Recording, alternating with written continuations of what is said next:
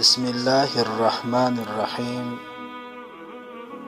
عن أبي هريرة رضي الله عنه قال: قال رسول الله صلى الله عليه وسلم: كلمتان خفيفتان على اللسان ثقيلتان في الميزان حبيبتان إلى الرحمن سبحان الله وبحمده سبحان الله العظیم.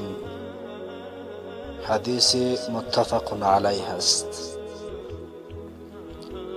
ابو هریره رضی الله عنه میگوید: قال رسول الله صلی الله علیه و سلم، گفتند رسول بزرگوار صلی الله علیه و سلم: کلمتان خفیفتان علی اللسان،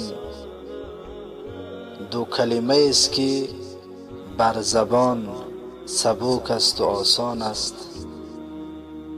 ثقیلتان فی المیزان، آن دو کلمه وزمین است در ترازوی اعمال در روز قیامت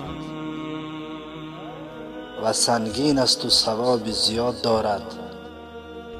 حبیبتان الی الرحمن، و آن دو کلمه نزد خداوند خیلی محبوب است که الله آن دو کلمه را دوست می دارد.